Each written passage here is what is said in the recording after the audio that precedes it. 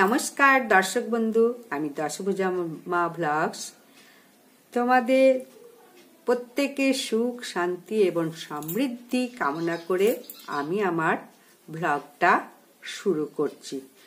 আজকের আলোচনার বিষয়টা খুবই সুন্দর। প্রদীপ আপনাদের জীবনে কিছু সংকেত দেয়। সেই সংকেতগুলো দেখলে বুঝতে পারবেন যে ঈশ্বর আপনার পুজোয় কতটা সন্তুষ্ট। প্রদীপ দেখে কি করে বুঝবেন যে ঈশ্বর সত্যিই আপনাকে আশীর্বাদ করছে? এর আগেও একবার ভিডিওটা দিয়েছি, কিছু তো জেনেছো। আবারও আমি প্রদীপ জ্বালানোর কিছু বিধি নিষেধ এবং কি করে জন্মদিনের প্রদীপ জ্বালাবেন, কি করে শ্রদ্ধাযুক্ত প্রদীপ জ্বালাবেন, কি করে শুভ অনুষ্ঠানে প্রদীপ জ্বালাবেন, এইসব জানাবো। প্রথমেই বলবো, ভারতবর্ষে সব থেকে বেশি প্রদীপ জ্বালানো হয়। ভারতবর্ষের নেপাল বৌদ্ধ যুগে প্রচুর প্রদীপ জ্বালানো হয়। এই দীপাবলির সময় প্রদীপ আলোয় আলোমালা হয়ে যায়, আলোকে আলোমালা হয়ে যায়। আর জগন্নাথ দেবের কাছে গেলে তো দেখতেই পাবেন নানান রকমের সাইজ ঘি দিয়ে জগন্নাথ দেবের কাছে বড় বড় প্রদীপ ঘি দিয়ে সাজানো হয়। এই প্রদীপগুলো বলছে কেন জ্বালানো হচ্ছে, যে আমাকে অসৎ থেকে সতের দিকে নিয়ে যাও, আমাকে আমার পরিবারের ভালো করো, মঙ্গল করো। আর সৎ মানে কি? অসৎ থেকে সতের দিকে নিয়ে যাও হচ্ছে সৎ মানে চিরবস্তু। এই যে বাড়ি গাড়ি টাকা যেসব আছে এগুলো আমাদের নয়। আমরা যাতে নিত্য বস্তুর দিকে যেতে পারি এবং আমাকে অন্ধকার থেকে আলোয় নিয়ে এসো, এই কারণেই প্রদীপ জ্বালানো। এই প্রদীপটা জ্বালানোর এটাই কারণ। অনেকেই প্রশ্ন করে, ওই যে বললাম প্রদীপের বুক জ্বলে যাওয়া কি সত্যিই ভালো না খারাপ? কোন তেল দিয়ে প্রদীপটা জ্বালাবো? এই যে মুখ্য এবং গৌণ প্রদীপ জ্বালানোর ব্যবহার অনেকে করে। শাস্ত্র অনুযায়ী অনেকেই কি করে, সর্ষের তেল দিয়ে জ্বালায়। তাহলে শাস্ত্র অনুযায়ী আমাদের শাস্ত্রে বলছে যে সর্ষের তেল দিয়ে কখনো প্রদীপ জ্বালাবে না। সবসময় সুগন্ধি তেল বা গব্য ঘি, তো গরুর ঘি বড়িয়া ঘি, যা হিন্দুস্তানিরা বলে বড়িয়া ঘি, কোনো নকল ঘি দিয়ে না। দশকর্মার দোকানে পুরো নকল ঘি, ওই ঘি দিয়ে কিন্তু পূজা উপাচার হয় না। ওসব ওই চর্বি টর্বি দিয়ে ঘি তৈরি করে। ওতে পুজো করার সময় ভালোর জায়গায় খারাপই হয়। ওই ঘি কখনো পুজোয় ব্যবহার করা যাবে না। শাস্ত্রে কিন্তু নির্দেশ আছে। এই গব্য ঘি তো বা বড়িয়া ঘি, সেই ঘি দিয়ে সবসময় পুজো করো বা সেই ঘি দিয়ে পুজোর কাজে প্রশস্ত। আর ঘি দিয়ে প্রদীপ জ্বালানোর আরেকটি বিশেষ নিয়ম আছে। প্রদীপের সলতের মাথায় একটুখানি কর্পূর দিয়ে তবেই প্রদীপ জ্বালানো হয়। এর আগেও আমি বলেছিলাম প্রদীপের ব্যাপারে। বড় বড় মন্দিরে, যে কোনো মন্দিরে দেখবেন অগ্রভাগে কর্পূর দিয়ে তারপরে প্রদীপ জ্বালালে খুবই ভালো, এটাই শাস্ত্রের নিয়ম। আর প্রদীপের মুখটা কোন দিকে রাখা হবে? পূর্ব অথবা উত্তর দিকে মুখ করে প্রদীপটা রাখতে হয়। তাহলে আজকাল তো বাস্তু মেনে বাড়ি তৈরি হয় না, কেউ করতে পারে না জায়গার অভাবে।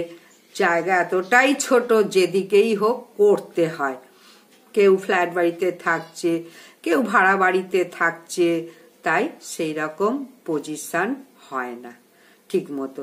তাহলে পশ্চিম মুখে বসে কোন দিকে আপনি প্রদীপের মুখটা করবে?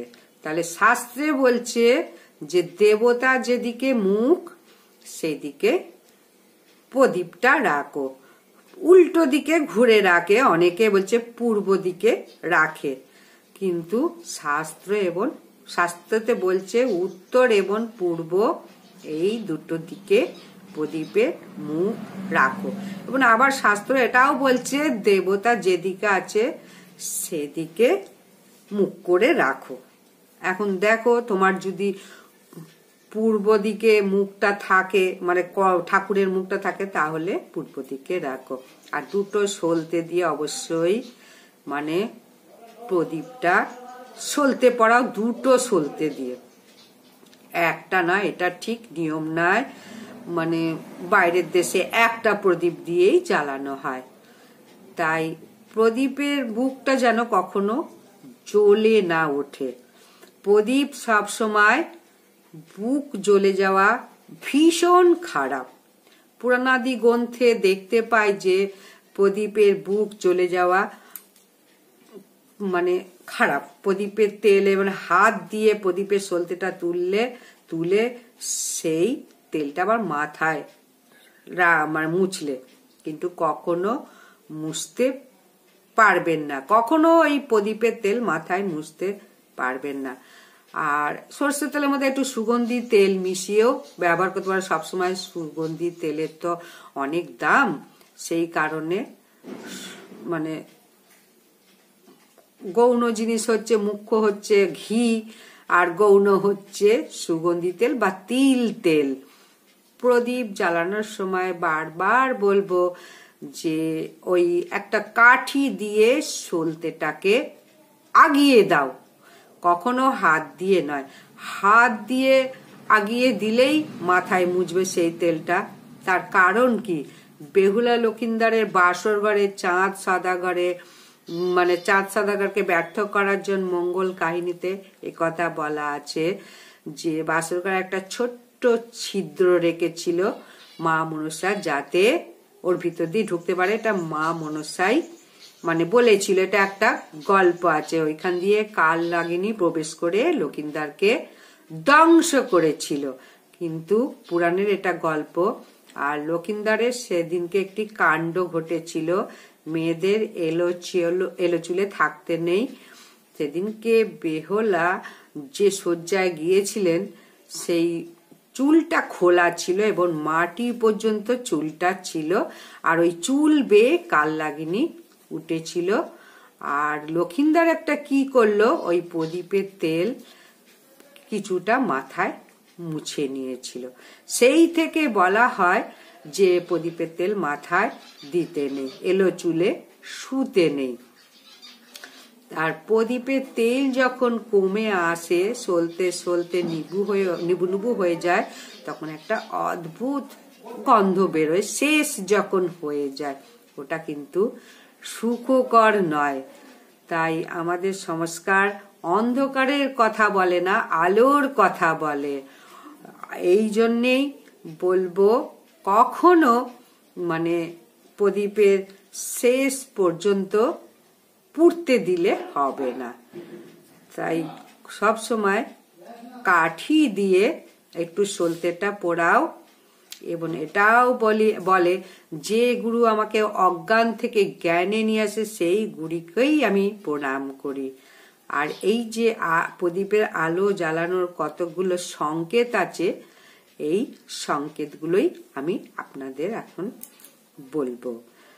পুজোর সময় মানে কোনো সময় পুজো যখন করছেন, যেখানে ঈশ্বরের নাম সংকীর্তন হচ্ছে, সেখানে তিনি কিন্তু অবস্থান করেন। আর যেখানে মানে প্রদীপের আলো নেই, নাম সংকীর্তন নেই, সেখানে কিন্তু আমি বাস করি না। ঠাকুর প্রত্যেকে বলছেন যে শোনো নারদ, আমি কিন্তু কখনো বৈকুণ্ঠে থাকি না। ভগবান বলছে, তাহলে কোথায় থাকি? বলে আমি বৈকুণ্ঠে থাকি না, কোথায় থাকি? তখন বলছে আমার ভক্ত যেখানে গান কীর্তন সংকীর্তন নাম যেখানে করে আমি সেখানেই থাকি। তাই প্রত্যেক গৃহে যখন পুজো হয়, হরিনাম কীর্তন হয়, ধর্মীয় অনুষ্ঠান হয়, সেই সময় সেই জায়গাতেই আমি থাকি। তাই যখনই ধর্ম নাম সংকীর্তন হচ্ছে তখন কিন্তু গল্প গুজব করলে হবে না। পুজোর সময় যদি গল্প গুজব করো, প্রদীপের শিখা কিন্তু হেলদোল করছে, এদিক ওদিক হেলদোল করছে, এটাই একটা লক্ষণ দেখে বোঝা যায়। যখন পুজো অর্চনা হয়, সংকীর্তন হয়, তখন শান্ত চুপচাপ থাকতে হয়, তাহলে প্রদীপের শিখা দেখবে হেলদোল করছে না, নড়চড় করছে না, সেখানেই ঠাকুর কিন্তু বাস করে। আগে কি হয়, ধর্মীয় সংস্কারে যে বিয়েতে জাগ প্রদীপ জ্বালানো, অন্নপ্রাশন, পৈতে, এগুলো বড় বড় প্রদীপে অনেকটা করে তেল দিয়ে জ্বালিয়ে রাখা হয়, এটাকে জাগ প্রদীপ বলে। প্রদীপের কিন্তু কতগুলো অশুভ লক্ষণ আছে বা সংকেত আছে। জ্বলন্ত প্রদীপ কখনো হাত থেকে পড়ে যাওয়াটা ঠিক নয়। স্বাস্থ্যকরেরা নির্দেশ দিয়েছে হাত থেকে যদি প্রদীপটা পড়ে যায় তাহলে কি হবে, গায়ে পড়বে, একটা দুর্ঘটনা হতে পারে। তাই বৈজ্ঞানিক ব্যাখ্যা তো এটাই বলছে, হাত থেকে পড়ে যাওয়া খুবই ক্ষতি, ঠিক নয়, অমঙ্গল, অশুভ। তাই আরো অনেক কথা আছে প্রদীপ কিভাবে ব্যবহার করতে হয়, কোন ধাতুর প্রদীপ ব্যবহার করতে হয়। শাস্ত্র বলছে মাটির প্রদীপ বা কাঁসার প্রদীপ ব্যবহার করো, তামা রূপা এই প্রদীপগুলো ব্যবহার করা নিষেধ আছে। পুজোর সময় যেসব ঘট ব্যবহার করা হয়, দেখুন যে মনে রাখতে হবে প্রত্যেকের উচিত মাটির প্রদীপ ব্যবহার করা। আর একটা মাটির প্রদীপ কবার ব্যবহার করা যাবে? একটা মাটির প্রদীপ কি ধুয়ে মুছে কি আবার ব্যবহার করা যাবে? না, মাটির প্রদীপ কিন্তু একবারই ব্যবহার করতে হবে। একটা মাটির প্রদীপকে রোজ পুজো দেওয়া যাবে না, এটা শাস্ত্রই বলছে যে একবার ব্যবহার করলে একবারই ব্যবহার করতে পারবে, আর করবে না, ওটাকে ফেলে দেওয়া হবে। বিভিন্ন মন্দিরে কি করে যে মাটির প্রদীপ জ্বালিয়ে তারপরে ফেলে দেওয়া হয়, ওগুলো কখনো তুলে রাখা হয় না বা ধুয়ে মুছে আবার জ্বালানো হয় না।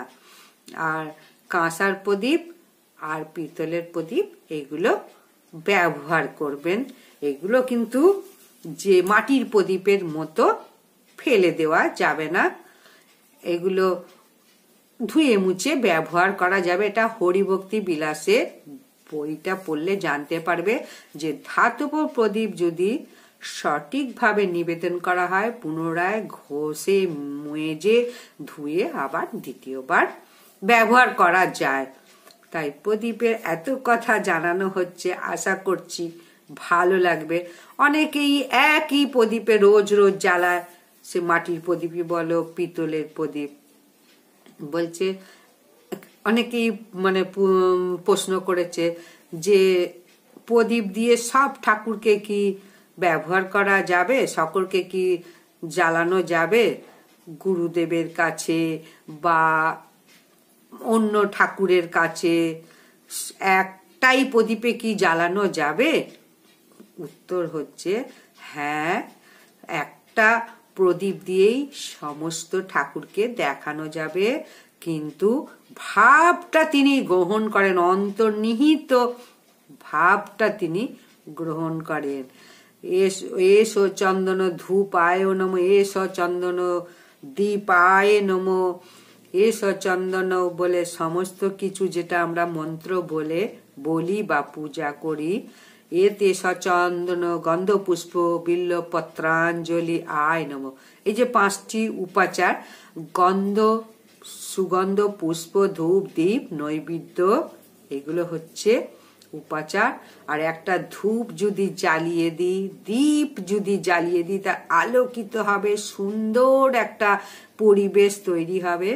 ঠাকুর ভীষণ মানে প্রসন্ন হবেন।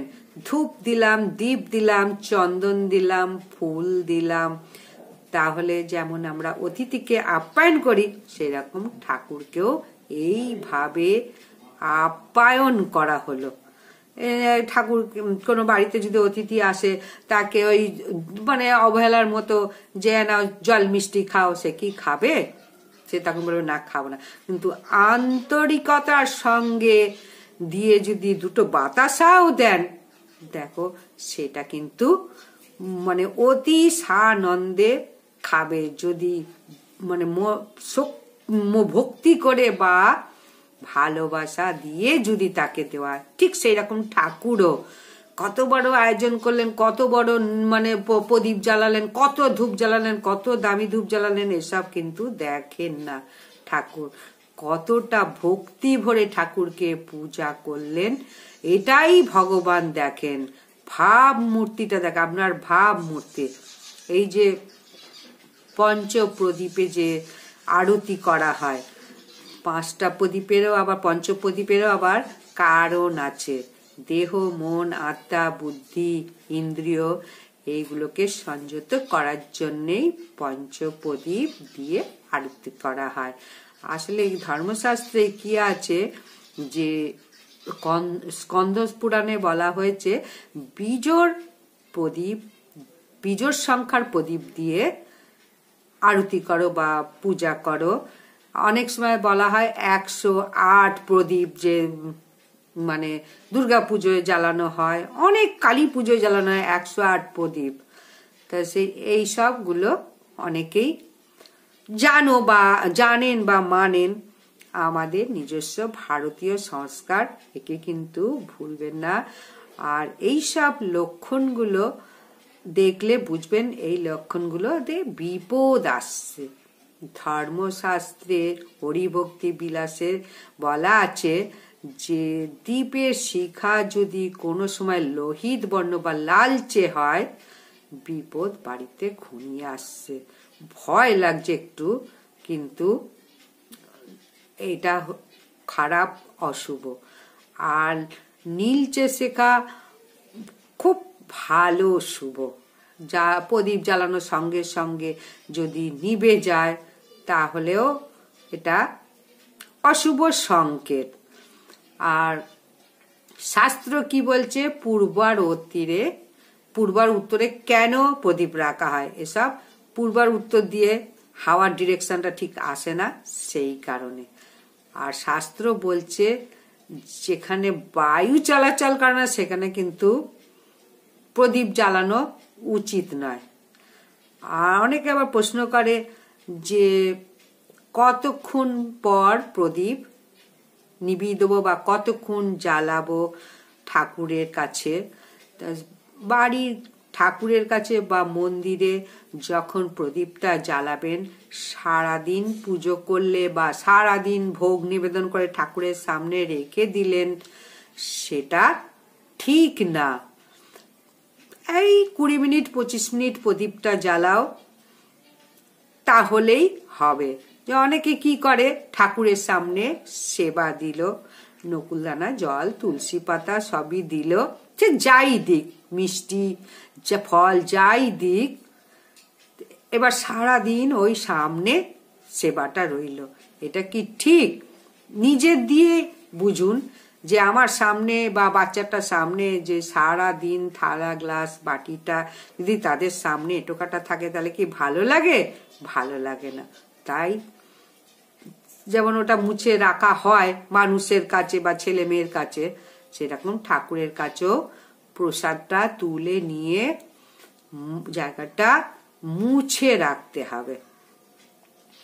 আর ঠাকুরের সামনে ওই প্রদীপটা 20 মিনিট জ্বালানোর পর, 25 মিনিট জ্বালানোর পর আস্তে করে সলতেটাকে একটু নামিয়ে দাও, তাহলেই ও আস্তে আস্তে নিভে যাবে। নিভিয়ে দিতেও আবার নেই, আর প্রদীপের বুক জ্বলাটাও খুব খারাপ। তাই এই যে অনেকে কি হয়, আগেকার দিনে প্রদীপ জ্বালিয়েই পড়াশোনা করেছে। প্রদীপের মানে হারিকেন জেলে যারা আগে মানে পড়াশোনা করত আগেকার দিনে, তখন হয়তো কেরোসিন তেল নেই, প্রদীপের আলো জেলেই পড়াশোনা করছে। এরকমও মানুষের অনেক দিন গেছে। তাই ঠাকুরের সামনে প্রদীপ নেবারও একটা নিয়ম আছে। ফু দিয়ে কিন্তু কখনো প্রদীপ নেবাতে নেই, বা হাত দিয়েও ওরম করে নেবাতে নেই। ফু দিলে কি হবে, মুখের থুতুটা প্রদীপের মধ্যে যাবে।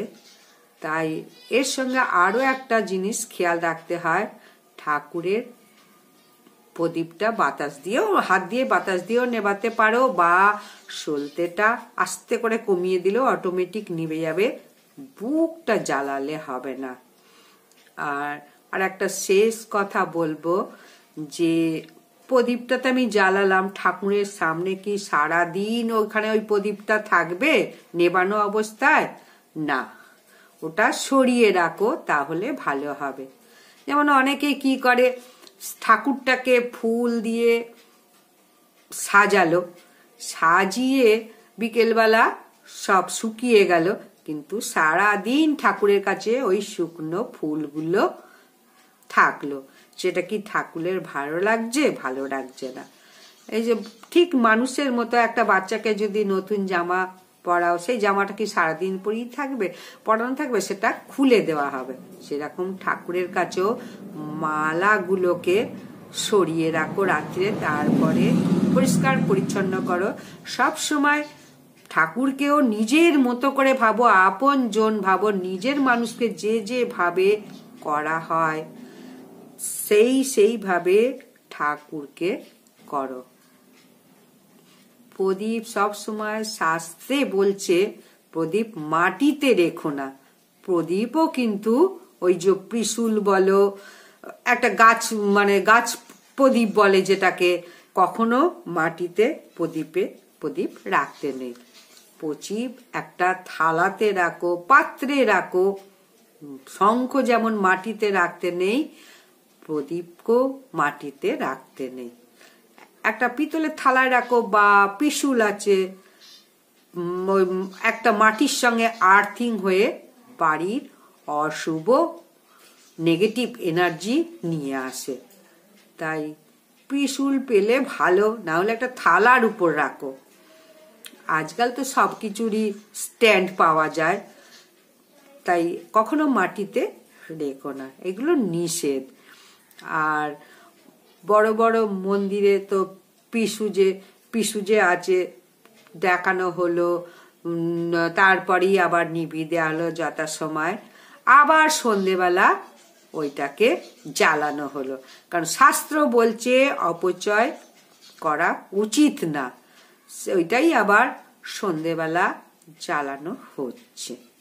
আর অখণ্ড প্রদীপ যেমন বলা হয়, আকাশ প্রদীপ, কাচ প্রদীপ, জাগ প্রদীপ, জল প্রদীপ, অনেক রকমের প্রদীপ আছে কিন্তু। তাই এমনি প্রদীপ শাস্ত্র বলছে এবেলা পুজো করার পর আবার ওবেলা না মেজে ওখানে আবার সলতে দিয়ে পুজো করতে পারো, কিন্তু অবশ্যই ঠাকুরের কাছ থেকে প্রদীপের ত্রিশূলটা, ধূপদানিটা সরিয়ে রাখো, যেমন থালা বাসন সরিয়ে রাখবে সেই রকম। আর বাণিজ্যে বসতি লক্ষ্মী, তাই ধূপ দীপ দোকানে বলো, গাড়িতে বলো, সব জায়গায় ধূপ জ্বালানো যায়। ধূপ দীপ জ্বালালে শ্রী বৃদ্ধি ঘটে। আর ধার্মিক লোকের শত্রু বেশি, তাই ধার্মিক লোকের বাধা অতিক্রম করতে পারে এই প্রদীপ। এই বাধাগুলোকে সমস্ত অতিক্রম করবে এই প্রদীপের শিখা। ব্যবসাকে উন্নতি করবে, মানে প্রদীপ বা ধূপ যদি জ্বালাতে পারো দোকানে। অনেক সময় দেখবে পয়লা বৈশাখে ঢাক ঢোল বাজিয়ে সুন্দর করে পুজো করেন।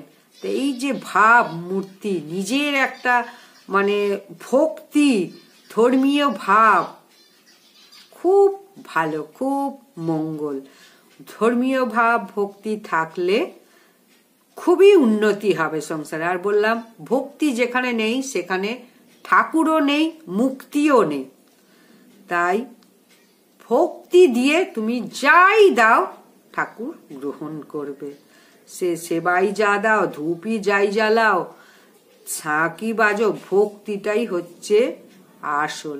আবারও বলবো, কখনো ভাব মূর্তিটা যেন ঠাকুর থেকে সরে না যায়। আরো অনেক অশুভ সংকেত আছে প্রদীপ নিয়ে। পুজোর সময় পুজো হচ্ছে বাড়িতে, নারায়ণের পুজো, লক্ষ্মী পুজো, সরস্বতী পুজো, এইরকম বাড়িতে কিন্তু পুজো হচ্ছে, আর অন্য জায়গায় বাড়িতে ঝগড়া লেগেছে। কিন্তু শাস্ত্রে বলা আছে কখনো যেন মানে দ্বন্দ্ব বা তর্কতে যেন কেউ না যায়। পুজো যখন হচ্ছে তখন মন দিয়ে পুজো চলাকালীন পুজো মানে ঈশ্বরের যেখানে নাম হয় সেখানেই তিনি বিরাজ করেন। কোন রকম যেন গন্ডগোল, গোলযোগ, তর্ক এসব না হয়। আর প্রদীপ দিয়ে যখন মহিলারা আরতি করেন, মহিলারাই কিন্তু এই প্রদীপ বেশি জ্বালান বা ব্যবহার করেন, মহিলাদের অধিকারই বেশি। আর মহিলারা যে বাড়িতে প্রদীপ জ্বালান সেই বাড়িতে কিন্তু শ্রীবৃদ্ধি ঘটে। তাই এই যে শান্তির অভাব হয় যে বাড়িতে প্রদীপ জ্বলে না, প্রদীপ সন্ধেবেলা অবশ্যই জ্বালাও, ধূপ জ্বালাও, দেখো সংসারে উন্নতি আসবেই আসবে, এর কোনো বিকল্প নেই।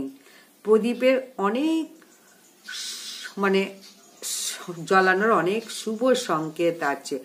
যে বাড়িতে ওইসব নেই তাদের শান্তির অভাব সব সময় ঘটে।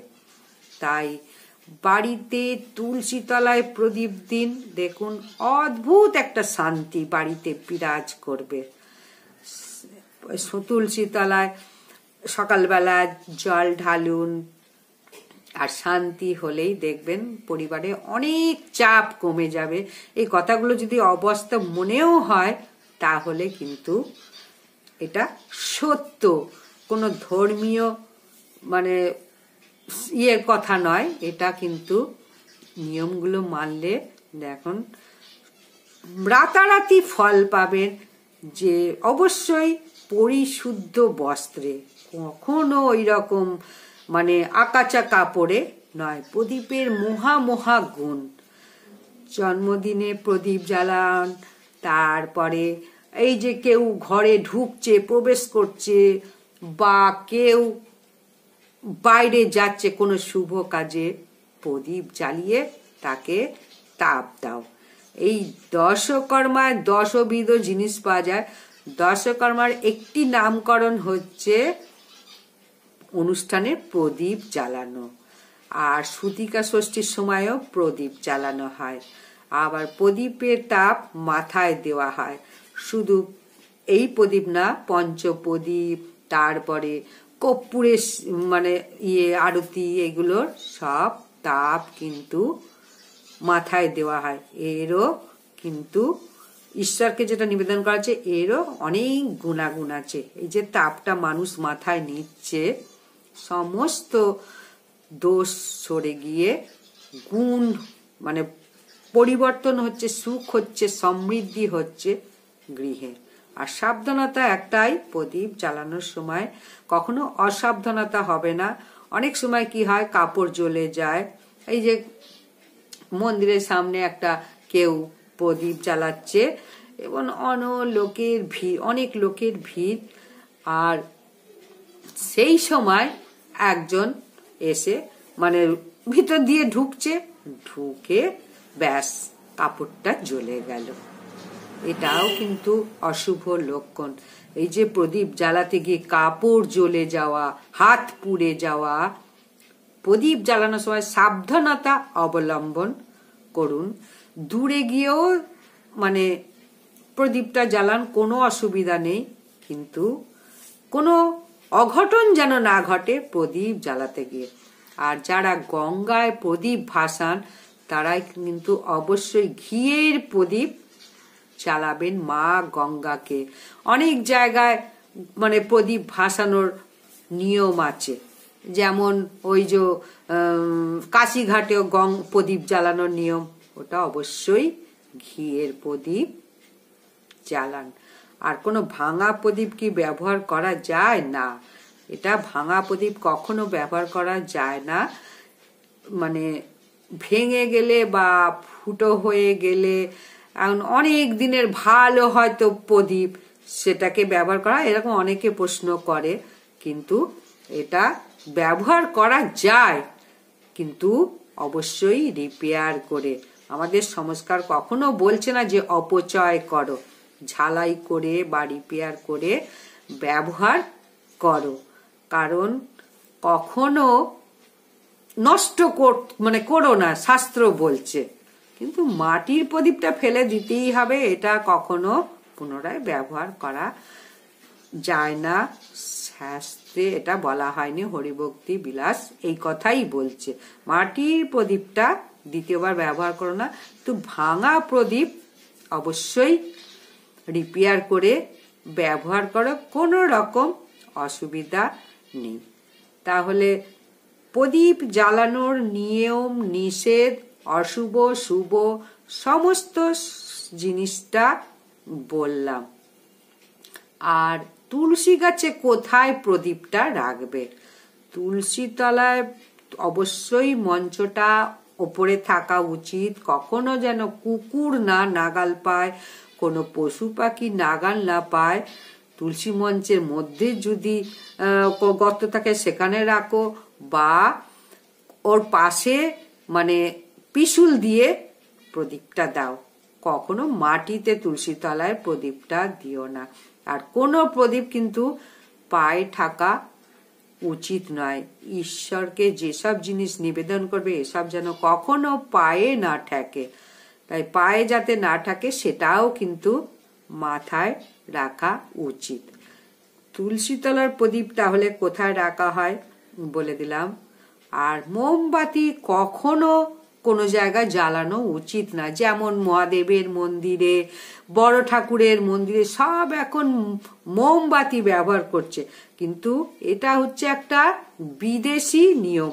এই বিদেশি নিয়মকে না মানাই উচিত বা না করাই উচিত। এটা বিদেশিদের হাত ধরে এসেছে। বিদেশিরা ভারতবর্ষে এসে মানুষ মোমবাতি ব্যবহার করা শিখেছে। এই মোমবাতি ব্যবহার করা কিন্তু আমাদের নিয়ম নয়। আজকাল ধূপও অন্য রকমের ধূপ ব্যবহার করা হয়, একটা মোটা ধূপ, কাঠি সহ ধূপ নয়, যে ধূপে কাঠি নেই, এই রকম ধূপ ব্যবহার করাই কিন্তু যুক্তিযুক্ত বা ঠিক। কিন্তু ওই সবসময় একটা পয়সার সাপেক্ষ থাকে, ব্যয় সাপেক্ষ হয়, তাই কাঠির ধূপই অনেকে নেয় বা জ্বালায়। কিন্তু নিয়ম হচ্ছে ওই কাঠি ছাড়া যে ধূপ পাওয়া যায় ওই ধূপ জ্বালানো। মোমবাতি কখনো আমি বলবো পুজো দিয়ে দিও না, প্রদীপ দিয়েই দাও। বড় ঠাকুর তলায় অবশ্যই প্রদীপে একটু তিল দেবে, সর্বশেষ বলবো। আর বড় ঠাকুর ভীষণ সর্ষের তেল পছন্দ করে, তাই এই সর্ষের তেল দিয়ে বড় ঠাকুর তলায় পুজো দেবে, একটু তিল তাতে থাকবে। আর ওদিকে মহাদেবের মন্দিরে ঘি দিয়ে কিন্তু অবশ্যই দেবে প্রদীপটা, মোমবাতি না দেওয়াই ভালো। কিন্তু কখনো সর্ষের তেল মহাদেবকে দেবে না। আর বাড়িতে সর্ষের তেল দিলে দাও, সুগন্ধি তেল একটু মিশিয়ে দাও। আর ওইসব আজে বাজে ঘি কিনো না, এগুলোই নিষেধ বললাম। মানে ভিডিওটা আর দীর্ঘ করব না, পুরো ভিডিওটা দেখো, দেখবে প্রত্যেকের উপকারে লাগবে। বাড়িতে শুভ শক্তি প্রবেশ করবে, লক্ষ্মীনারায়ণের প্রবেশ হবে এবং মা লক্ষ্মী সব সময় বিরাজ করবে। আর সব সময় ঘিয়ে তো প্রদীপ জ্বালানো সম্ভব না, বৃহস্পতিবার দিন চেষ্টা করো ঘি দিয়ে প্রদীপ জ্বালানো। আর সর্ষের তেল তো বললামই, একটু সামান্য যদি সুগন্ধি তেল মিশিয়ে দাও জ্বালাতে পারবে। আর সন্ধে প্রদীপ কেন জ্বালানো হয় সেটাও নিশ্চয়ই জানো। সন্ধ্যাকালে পালনের সময় আছে, সন্ধ্যাকালে স্নানের নিয়ম আছে, সন্ধ্যাকালে আরতি, যেমন সব জায়গায় আরতি করে, অবশ্যই করে। এই সময় ঠাকুর জাগ্রত হয়, আমার সকল অন্ধকার দূর করো, আমার বাড়িতে আলো নামিয়ে আনো বা আলোর বিরাজ করো, আলো ঝলমল করে দাও আমার বাড়িতে। ঠাকুরকে সবসময় এই বলে প্রার্থনা করা হয়। ঠাকুরকে তাহলে সব সময় সুন্দরভাবে প্রদীপ জ্বালাও। আর একজন বলেছ যে 3 ঘন্টা 4 ঘন্টা আমার প্রদীপ জ্বলে। প্রদীপ জ্বললে কোনো অশুভ নয়, কিন্তু প্রদীপের বুক যেন না পুড়ে যায় সেটা কিন্তু অবশ্যই মাথায় রেখো।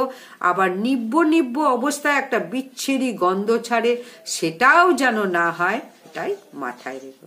তাহলে আজকের মতো এই ভিডিওটা আমি এখানে শেষ করব।